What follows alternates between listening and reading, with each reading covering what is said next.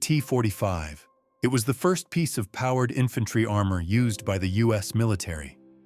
Despite its shortcomings, it still served as an important tool for the United States defense against the Chinese invasion of Alaska.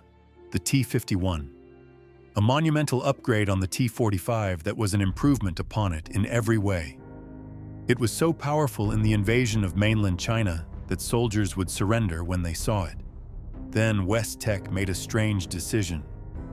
Their next suit wasn't an evolution from the T-51, but an evolution of the T-45. Following quiet testing between the government and West Tech, as part of its long-standing defense contract, the T-60 entered service after the conclusion of the Battle of Anchorage, only mere months before the Great War.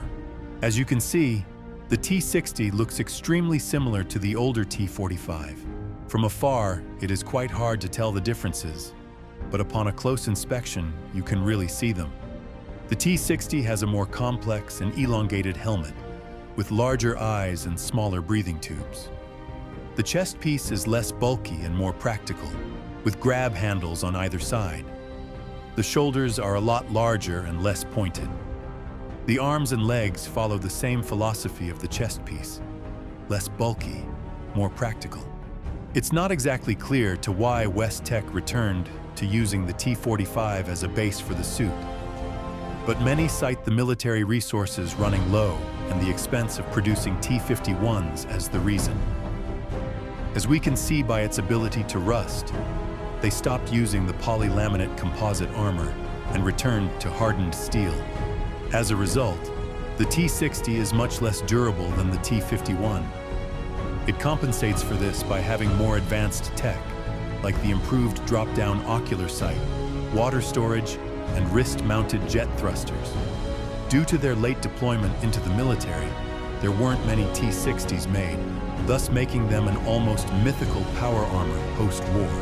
However, the reformed Brotherhood of Steel managed to recover many of the suits and deploy them all over the wasteland. If you watched my video on the T-45, you'll know this.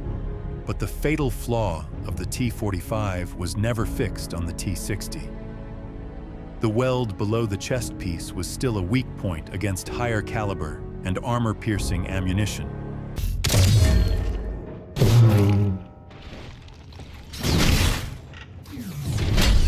Whilst the T-60s were becoming the forefront of combat for the Brotherhood of Steel, the Enclave had recovered a radically different piece of armor.